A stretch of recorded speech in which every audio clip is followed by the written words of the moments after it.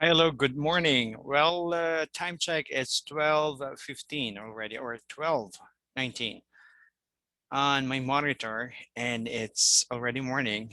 I An hour ago, I just finished my classes with 5-1 Talk. So right now I'm recording this for you, my dear students. Okay, so let me share my screen right now. There you go. So what we're going to discuss right now is about communication process. So let me prepare my screen right now. Communication process, well, from the word self-communication, as you can see in this picture, well, there could be like two or several number of people communicating or talking to each other. Let's proceed. So what is communication process? Communication process, it says here, it's a transmission of a message from a sender to a receiver in an understandable manner. Well, this is self-explanatory for most of you. You encountered this maybe when you were in senior high school. You had your lesson you have the subject for oral communication, and that's I think that's one of the fundamental subject that you had when you were in grade 11. So communication process, there should be a sender or someone that is speaking, and the receiver or someone who is listening to the sender. So it could be a written, or it could be a verbal process. So it says here the communication process is a guide toward realizing effective communication. So, and for today, I mean, we are going to somewhat realize what the effective communication is. And second, effective communication leads to understanding, plain and simple. So, how can we determine that the communication is effective? There should be an understanding.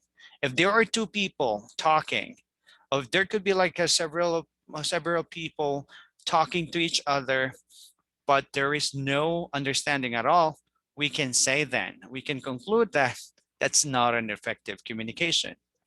So the process is not effective. Let's have the components of communication. The sender. Sender, the communication process begins with the sender, who is also called the communicator or source.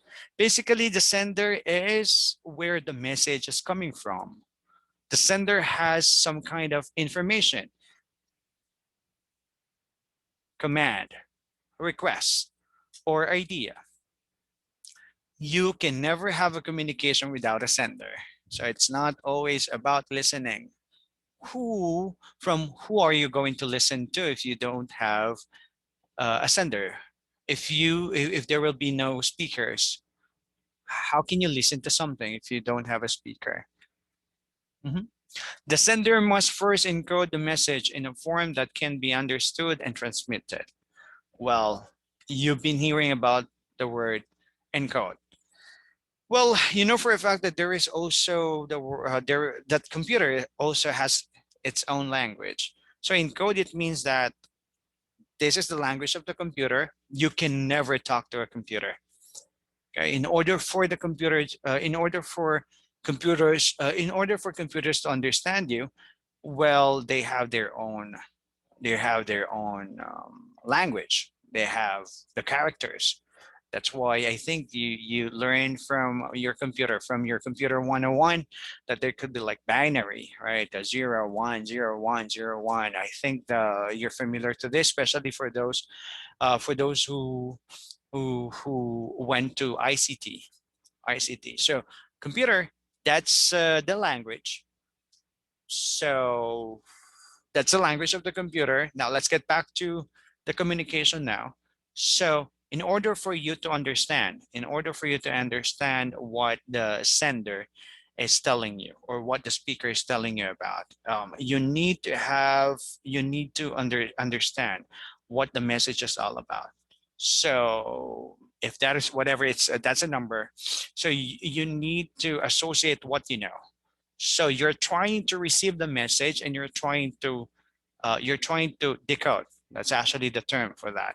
So the sender will send you the information and then you're trying to understand that.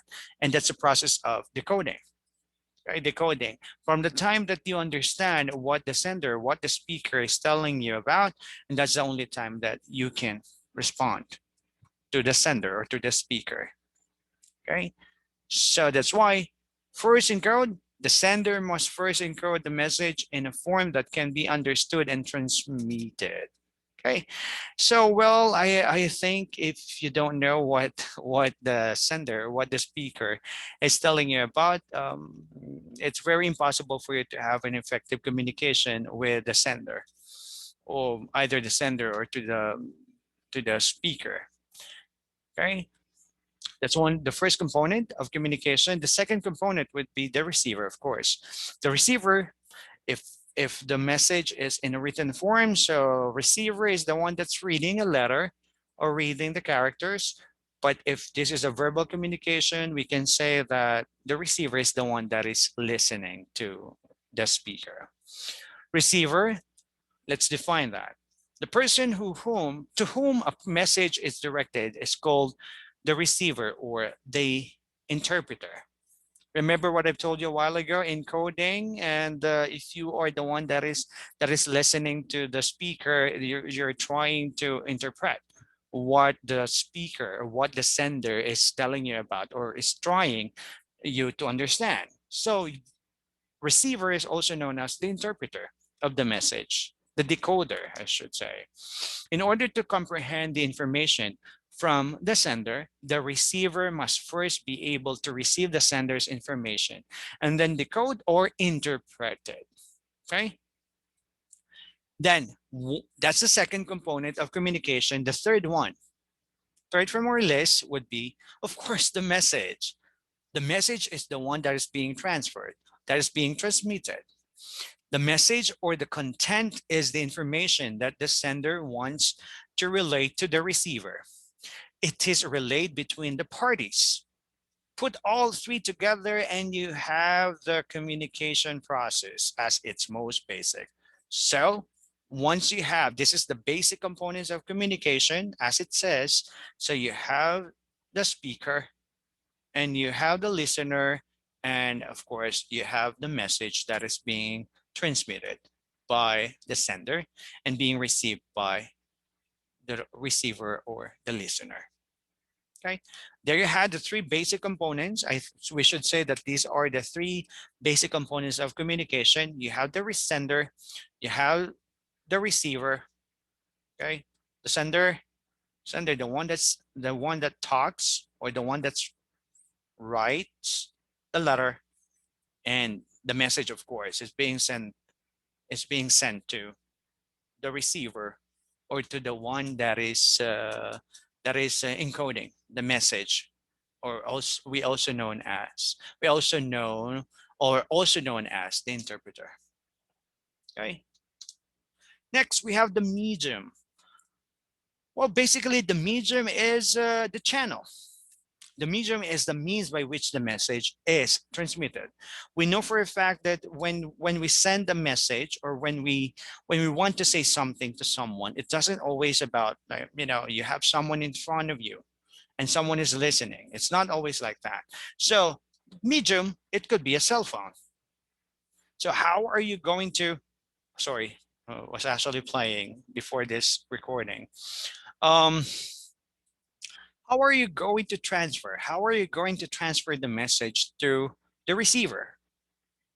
How would you like him or her to understand what your message is all about to him or to her? So I need a medium. So I can definitely, you know, I can definitely send him the text messages, or I can definitely give someone a call. By using a cell phone, this becomes now, if I'm going to use a cell phone, my cell phone now is the medium of the communication. Okay, but it's not always a cell phone. this one, the one that I'm using right now, my computer. If I want to have like a video calling, we should say, or conferencing, by using this, by using a computer, I am using my computer as the medium or the channel of sending the communication to someone, to the listener. Okay. Um, it could be the radio. Like the radio announcer can definitely broadcast what the news is all about. Television is also one. Projector is also one. Projector. Well, most of your teachers, mm, when you were in junior high school, maybe in junior high school, since most of the teachers I observed that a lot of us we started using a projector, even though it's really expensive, but we really have to do our best to to transfer the learning to our students. So the projector is also a mean of communication, like sending the information to the students. That's why you can see on the screen, you can see a lot of pictures, a lot of characters, explanations about the topic. So projector is also one. I mentioned already radio.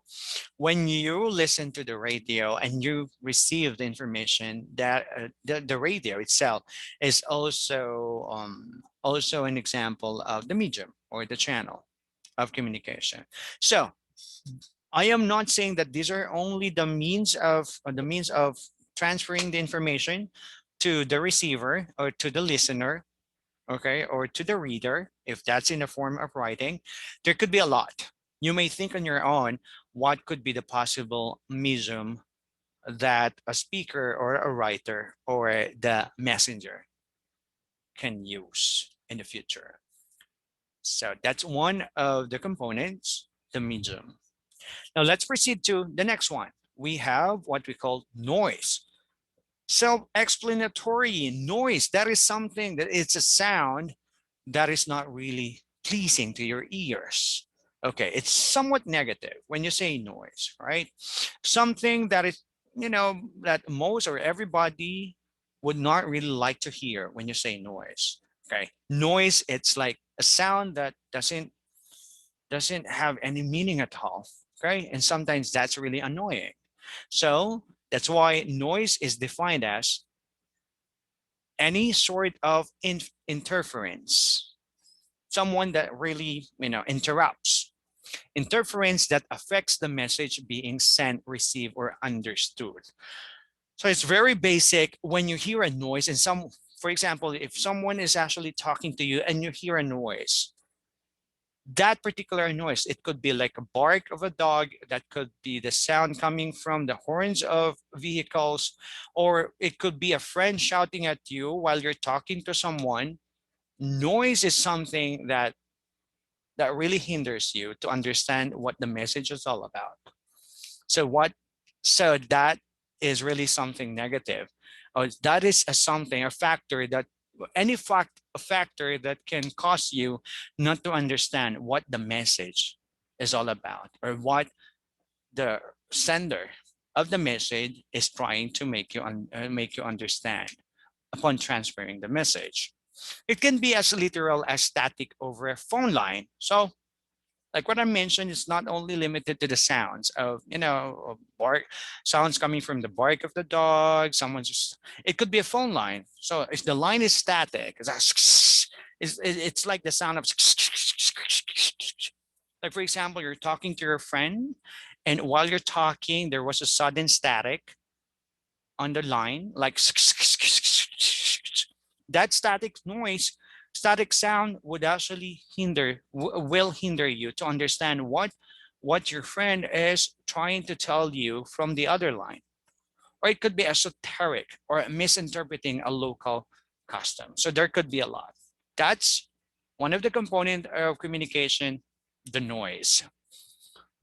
Now let's proceed to the next one, feedback. Feedback, the communication process reaches its final point when the message has been successfully transmitted, received, and understood. Well, it's very simple, plain and simple. When you say feedback, it starts from this letter R. We call it response. Definitely, if the receiver, if the sender of the message would send you the message and you are the listener and you receive the message, definitely you can definitely react, respond. So whatever message that was transmitted to you, it depends on how you're going to react from the message. So from the time that you react from the message that was sent to you, you call it feedback. You call it response, or interaction. That's the only time that you can actually have interaction. So the feedback is not only limited to the one that is listening. Because remember, if you are the receiver of the message, you can also be the sender of the message. And that's the time that you send your feedback to the sender. And the sender will, this time, if he or she responds to the message or to the feedback that you send to him or her, that's a time that the receiver or the sender a while ago now becomes the receiver of the message, and will send you back, will send you the feedback. So the feedback could be coming from any of the components of the communication. It could be the receiver. Okay, it's something like that. It's a process. Okay, so again, let's define what feedback is. Communication process reaches its final point when the message has been successfully transmitted, received, and understood. Again, you can only have a feedback once you understood what the message is being transpired to you. Now, I'm not saying that the feedback could be always accurate. It will not be accurate sometimes because your feedback, it depends on how you understood the message from the sender of the message. Okay. Now let's have the context. One of the components, context. This is the setting and situation in which communication takes place. Like noise, context can have an impact on the successful exchange of the information. Now, we were talking about like the feedback a while ago. Now it depends on the context now. Now, remember I told you a while ago the feedback could be sometimes different or sometimes not be the same, or the feedback that you are somewhat expecting from someone may not be appropriate or would be not the one the feedback that you are expecting from someone, or the response that you are expecting from someone, because it depends on the context. Context, it means that it's, maybe we can say that this is how you understood, this is how someone understand what this message is. It depends on if there could be like a noise that actually makes the understanding not really clear. So the context may be different. Your emotions may actually cause the context. It depends on your moods or your emotions by the time that you receive the message. So your context may be different. Your context may vary depending on your moods, on the situation, and the time it was sent to you, the time that the message was sent to you. And so there could be a lot of factors. Okay. Like a noise, context can have an impact on the successful exchange of the information. It may have a physical, social, or cultural aspect to it. So that was I was trying to explain. It may have a physical. So physical, it could be like you're tired. When someone was talking to you, maybe you were tired, you're physically tired, so you're not really absorbing. You're not really absorbing it well, what the message is all about. And suddenly you become annoyed, or sometimes you get irritated easily because you're somewhat physically tired, or you're emotionally like exhausted. Oh, from the past experiences somehow, or maybe maybe the location. When you say physical, it also depends on the location. Maybe someone was talking to you, like for example, if you are a teacher and you are inside the school, your friends, let's put this way, For example, your friends at this, you are a friend of your student at the same time you are the professor, of course, in the university. Well, when you are inside the room, of course, you need to, you need to separate yourself as a friend to that, to those students or to that student. If you are a friend of a student, then if that is inside the classroom, definitely, sometimes if you talk professionally with your friend, a student friend, sometimes it would change the mood. And you would observe that your student would react differently, different from the way you expect someone, a friend and your student, to react to whatever you say. So that's why sometimes you may say that your student is arrogant. Your student would say you can say that your student is impolite. But so there is a different, okay, there is a variety, or there could be like a different situation. There could be a different explanation on how you perceive, on how you receive the message, depending on the physical or social, the one that I was explaining a while ago, or your social relationship to your receiver, or to your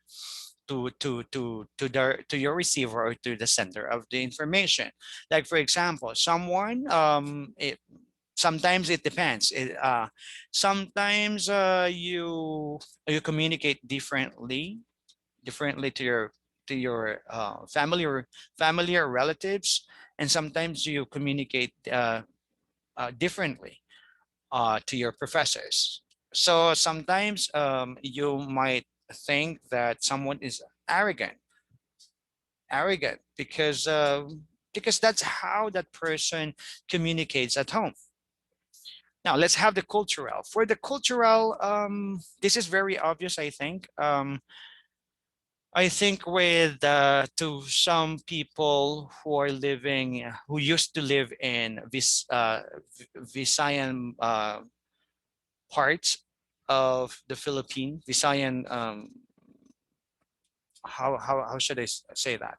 Like part of Visayan archipelago, I should say. So this is very common for Visayan. I'm not saying all of the all of the people who live in Visayan part of the Philippines are not really polite. Most of them actually, based on my experience, I'm talking about on my experience, they're not really fond of using po and opo. And for the Filipinos, you may think that someone is not really polite, someone is arrogant because they don't use that. Well, that that's cultural. Okay, so that's the context. You might have a different interpretation. You might have a different impressions about someone's message, depending on the physical, social, cultural aspect. Okay. This context will be further discussed in Purposive Communication. The communication process is made up of four key components. So let's continue. There you go, ladies and gentlemen. You have the components. This is, I think, the basic. Okay. So you have the sender message and the receiver. And of course, below that, you have what you call feedback. Importance of understanding communication process. If I went back to college again, I'd concentrate on two areas: learning to write and to speak before an audience. Nothing in life is more important than the ability to communicate effectively. And that's according to Gerald R. Ford. Well, I've been thinking about that. You know, when you are in college, definitely communication is very important. And I have been explaining that to my previous students. I've been telling them that you may forget about mathematics and science because when you graduate, guys, when you graduate from college, when you graduate from college, and it's about time for you now to look for certain job, interview is very much important. Well, you may experience having hard time to get a job in the future if you don't know how to write, especially if you don't know how to speak. Whatever you have in your mind, your interviewer needs to understand, whatever you have in your mind, whatever you have in your heart. Okay, and you will be judged right away by your interviewer. Okay, I think maybe this is one of the reasons why Gerald Ford mentions about this, about on his statement.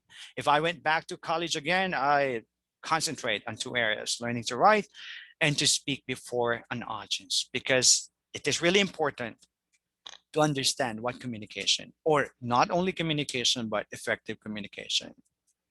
Now, below that, below his statement, communication is only successful when both the sender and the receiver understand the same information as a result of communication. Effective communication is vital to all businesses. The communication process involves sender, message, medium, receiver, and feedback. I've already mentioned that, okay? Businesses, if you don't know how to communicate, definitely effectively, if you don't know how to communicate effectively, well, during your interview right away, you will be kicked out from the interview room, or from the interview room, and you're not going to be hired by your interviewer. Telling you that 100%. Importance of understanding communication in workplace. Communication is important in workplace setting because people must interact with one another in ways that will get the job done quickly and effectively. Well, there could be some people would say that I can work on my own, but it's not always the case. Now, based on my experience, I've been, I used to work with different people from different companies and different schools. Well, it's not always that you work on your own. You really need to communicate effectively with others. Okay. As it says, communication is really all anyone ever gets paid for ultimately. And if you cannot effectively communicate, you will pay, not get paid. That's according to, what's this, Doug Fireball? According to him, another one, importance of communication in leadership. It is simply impossible to become a great leader without being a great communicator. Guys, don't get surprised. I'm just actually pausing for a while. I'm not saying anything like this. You can never be a good leader without saying anything. You can never be a great leader without imposing something. Well, I'm not saying that a good leader should always good in communication, just by communication. Well, I know, guys, that there is a saying that um, action speaks louder than word. Yes, but your actions actually is your way of communicating to your subordinates. Your actions could be your message to everyone that this is me, this is what kind of leader I am. So come on, let's go and let's do this. That's still communication. That's why when you were in grade 11 for your oral communication class, you have what we call nonverbal communication. So whatever your action is, whatever your nonverbal action is, that's still that's still considered as communication. Okay, nonverbal, but nonverbal communication. The art of communication is the language of leadership, according to James Humes. Good leaders, good communicators. So it's not only what do you do. Well, there are some leaders I know that they don't. That they can definitely persuade. They can definitely make their subordinates follow them by just saying a word, by saying something to them. Okay, so again, that's one of the importance of communication, and that's also really important for leadership communication. Importance of understanding communication process, significance of communication in relationship. Definitely, communication plays the main role in establishing relationship. Guys, I know everyone can relate, especially those who are really into relationship right now. There will be no problems in a relationship that cannot be solved in talking, in right communication, in proper communication. definitely, guys. And I know you can relate to this. Someone like your could be a girlfriend, your girlfriend or your boyfriend. If sometimes you have conflict and someone is not communicating, someone would do this. I think that really makes you that makes you irritated easily, right? When someone's not communicating, your boyfriend's not communicating with you, and there's a conflict between you, and your boyfriend or your girlfriend is not communicating with you to settle whatever the conflict is, or not solving the problem is. That really irritates you easily.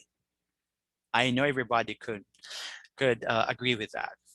That's also a good thing about communication. It's communication, your way of communicating to your boyfriend or girlfriend is really important, especially during those times. Communication is important in relationship as it allows us to share interests, aspirations, and concern. Well, it's very obvious when someone is not talking to you, please stop courting. Stop communicating. It only means that that someone is not really interested. So women, if you're not really interested with the guy, definitely you're not going to spend more time with him discussing a lot of things, because that shows that you're not interested.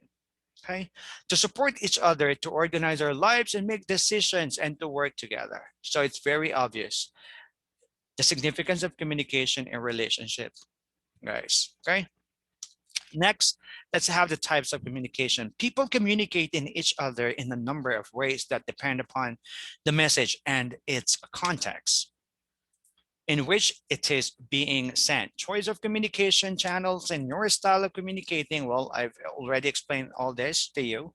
So there are a variety of types of communication. Types of communication based on the communication channels used are: number one, verbal communication.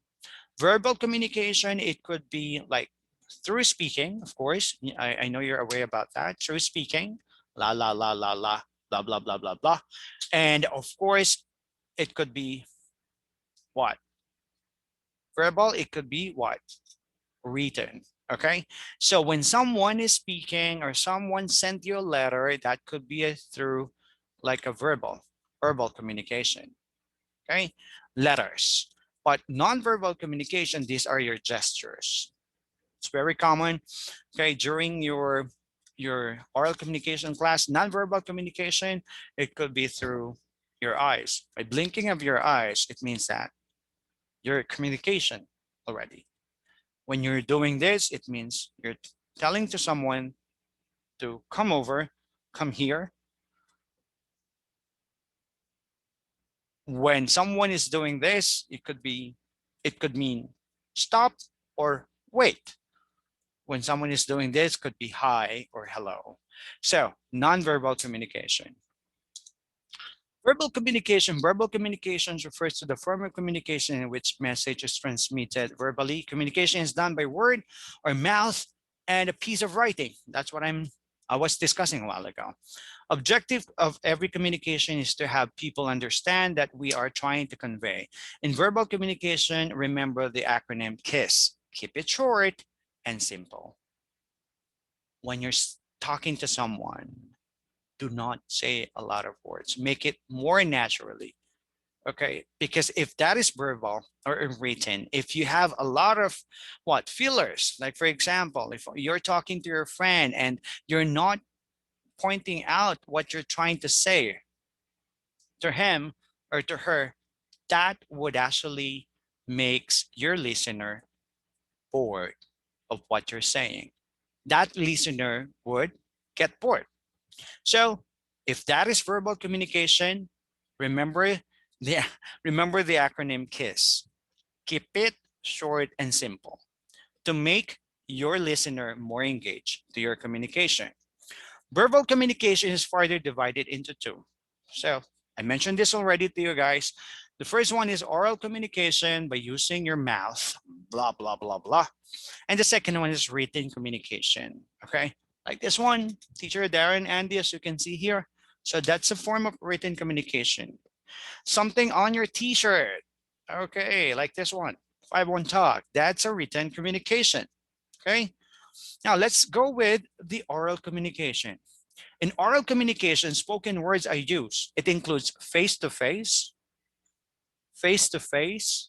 conversation, speech, or radio. So whatever you hear on your computer, whatever you watch on your computer, whether it's a movie, it's a series, or like a video clip, you can consider this as oral communication already. Okay, or whatever you listen to your radio, or when you listen to music somehow, that's already an oral communication. Okay, but when it is written communication, written signs or symbols. Okay, okay, okay. Money, heart, thumbs up. Okay, could be written signs or symbols are used to communicate. A written message may be written or handwritten. But it's more of it's well, I'll discuss it. Okay, I'll discuss it more because we have what we call the we have what we call non-verbal communication. But guys, just to let you know, symbols, it could be like written. What I'm trying to do is this heart. Okay, heart. So if it is in a form of written, if it is a written form, then that should be written communication. Whatever is printed, whatever is written on a piece of paper. So that's written communication. So now let's proceed to the nonverbal communication. Remember, I was doing this, so because I don't want you to get confused about that. Now we have nonverbal communication. For nonverbal communication, it is through sending or receiving of wordless messages. So when I do this, and it's not in a written form, it's not a drawing, guys. Okay. If I'm going to do this, it means that I am telling to someone that I heart you. Some of you, I heard you saying like I heart you. It could mean I love you, okay, or I care for you, right? When I do this, if it is not written and I'm doing my hand like this, okay, it means okay, you're good. Or if I'm going to do this, it's not written in written form, so I can say it's not a drawing, but I'm doing it myself. It means this is a form of of showing you what nonverbal communication is. I'm saying to someone hello or hi. If I'm going to do this, it means go away. I don't want to see you anymore. Okay. So we can say that communication other than oral and written, such as gesture or body, if someone is actually doing this, someone is saying that he is bored. Okay. Body language, posture, tone of voice, or facial expression. Bored, tired.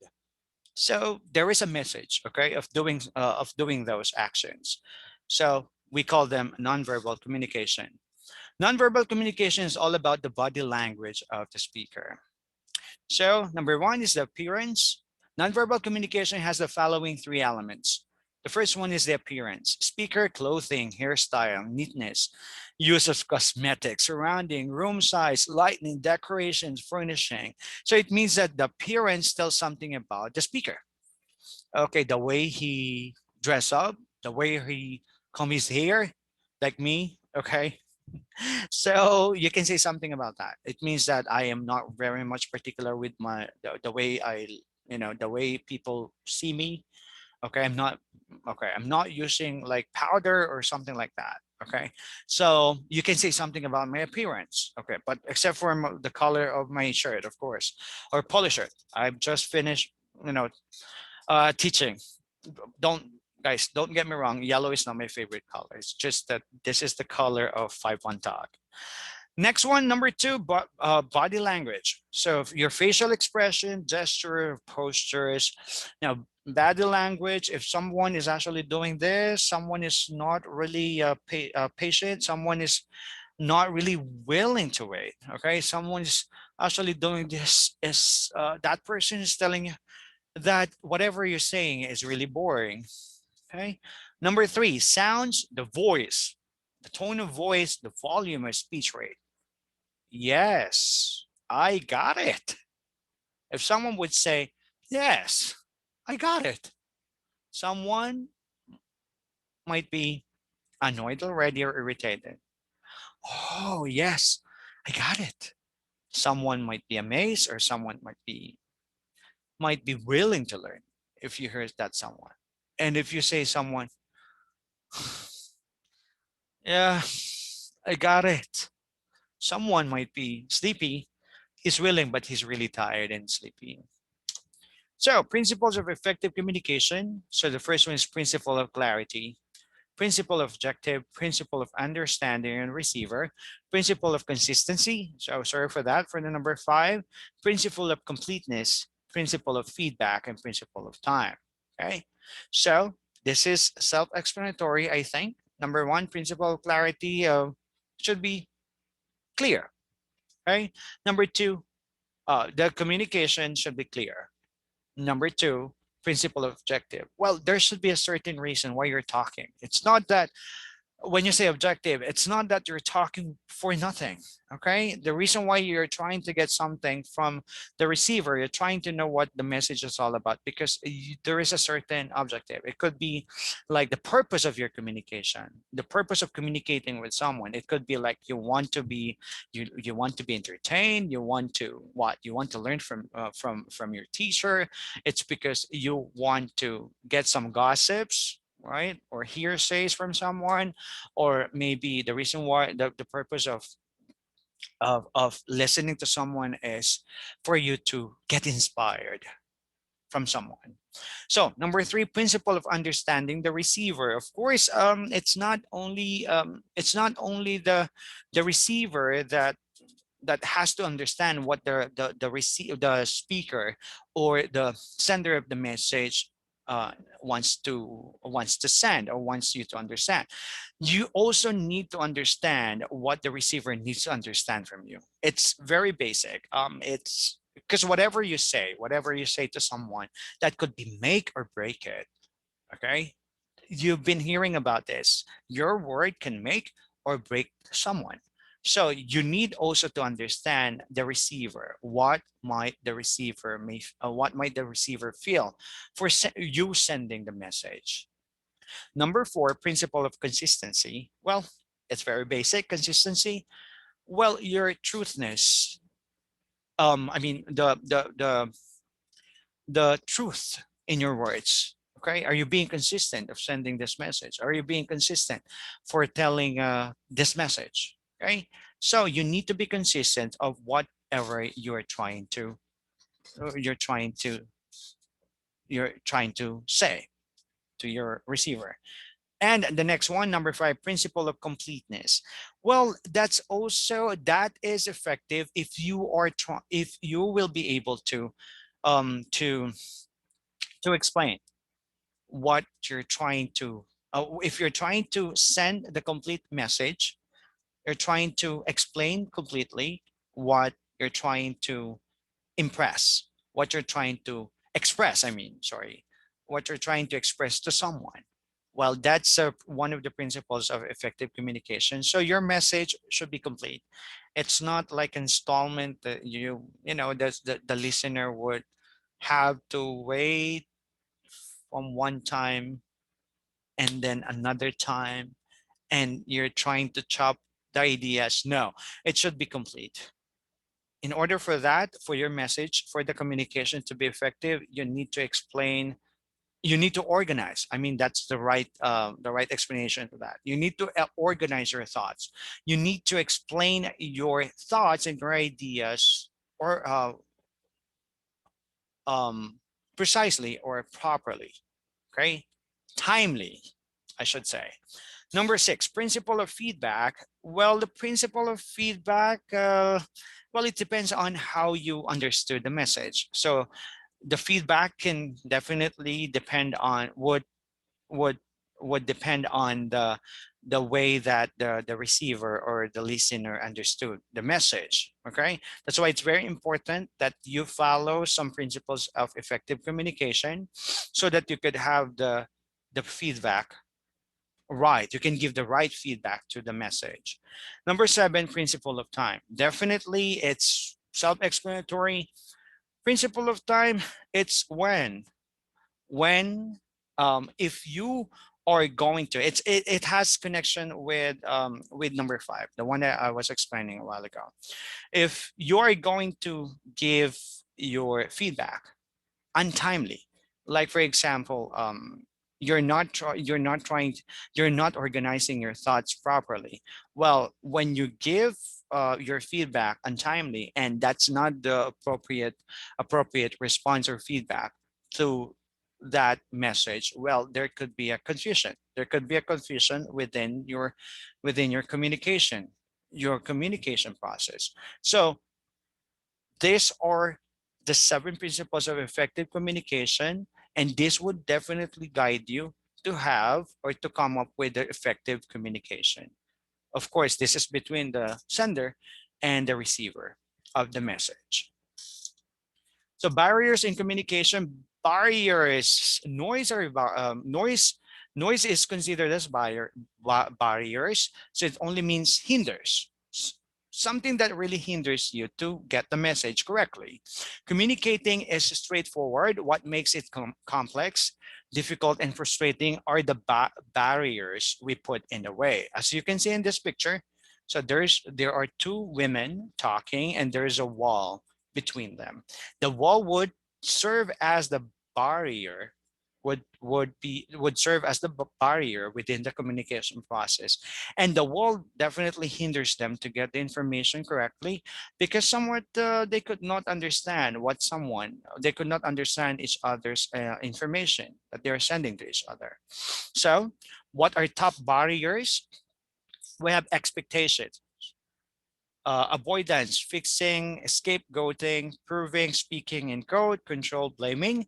We have conflict avoidance, chaos, exclusion, boundary or barrier, information overload, trust and credibility, time, emotions, message congruency. Well, I think these are self-explanatory already. Let's proceed to 7 C's of communication. The 7 C's of communication is a list of principles that you should ensure all of your communications adhere to. Their purpose is to help ensure that the persons you're communicating with hears what you're trying to say. The 7 C's are clear, correct, complete, concrete, concise, considered, and courteous. Well, this is the graph. Well, I'm just going to read this one because I think this is self-explanatory. Clear. There are several stages to clarity. Firstly, it's important to be clear about the purpose of the message you're delivering. Why are you talking to? What's the purpose of you communicating? Do you want to persuade? Do you want your listener to get inspired of your message? Do you want to insult? Something like that. The recipient should be made aware of why they are receiving the message and what you're trying to achieve by delivering it. If there are multiple goals, each should be laid out separately. Secondly, it's essential that the content of the communication is itself clear. You should avoid jargons. Well, jargons, you learn this from the past. Jargons are some words or characters, words that only few people could understand. Well, jargons are some words or characters have been using by several people for them to understand each other. So it's like they're trying to hide the true meanings. Well, I observed this when some people would talk like this one, like um if what if you're riding in a public vehicle like taxis, or like I forgot the name of the means of transportation. Sometimes they would say private 102, private 102, and they would say something like they would use something like Cabrera, Cabrera, 201, 202. It's like it's like this statement. The driver. I was talking about the driver. The driver of the vehicle, of the public vehicle, would use jargons for the passengers not to understand what they're talking about. Okay, sometimes you would notice that, and they only mean someone, a driver would only mean that there's no available seats in that particular vehicle. That's the only meaning of the message. But you, because the driver was using a jargon, you could not understand. You could not understand the message. Okay. Use simple language, use simple structures, and focus on the core points of your message. That's a clear. Next, correct. It's essential that both the factual information and the language and grammar you use are correct. That's the reason it's very important for us to learn about grammar, because if you use grammar incorrectly, sometimes it really confuses someone. Your listener would be confused about what you're trying to explain. If your audience spots errors in either, they will be distracted and your credibility will be greatly reduced. This will reduce the effectiveness of your communication. Okay, self-explanatory. Now we have complete. Completeness is often one of the most important of the 7 C's of communication. When creating a message, it's important to give the recipients all of the information they need to follow your line of reasoning and to reach the same conclusions you have. Remember what I was explaining a while ago, that the organization of your thoughts should be properly distributed, should be properly arranged. Now, if you're going to try to say something and then you're going to stop from building this idea, and you're going to create another idea and another idea, that somehow makes confusion to your listener. So completeness, there should be a complete there should be what we call completeness in your statement. Okay, before you jump into another ideas, because if not, that would definitely confuse, that would disrupt or affect the communication process between you and the listener, if you are the sender of the message. This level, let's continue. This level of detail will be different in different situations, and you should adjust your communications accordingly. In addition, you should make things as easy as possible for the recipient. For example, if you are issuing a call to action, provide explicit guidance on that action. Increasingly, it's common to include things like hyperlinks in written. Okay, so hyperlinks. So I think if it only means that if there is something that's not complete, I think this is one is in a written form. Okay, hyperlink. If you are trying to explain something and the thoughts, it's not really complete, but it needs a further resource to explain your ideas or thoughts, like copied from another resource, like another author, another person. I think you can use hyperlinks to that, okay, to complete your thoughts, okay, to support what your idea is, okay. Next, concrete. When shaping your communication, you must ensure that you are specific and that the logic and messages that you're using fit together, build on each other, and support each other. Your argument should be based on solid facts and opinions. Guys, solid facts. So if you are if you are using when we say facts and opinions, well, these are not just opinions of any common people. So it should be um, solidified by some statements of some credible speakers, we should say. Okay, especially if you're trying to establish your stand, you're trying to establish your assumption. Okay, so your argument should be based on solid facts and opinions from credible sources, especially those who are doing their research, and you should share irrefutable data to support your argument. Well, to be concrete, I think sometimes you really need to get some of your ideas, some of your thoughts from credible sources. You could remember, some of you guys, when you were doing your researches, when you were in senior high school, I know your teachers from AAP, okay? Your teachers from AAP or English for academic or professional purposes discuss this, or even your teachers from your research classes. Um, they discuss about credible sources wherein you can write their put their names and then the year it was published. Like for example, Andal 2000 2020.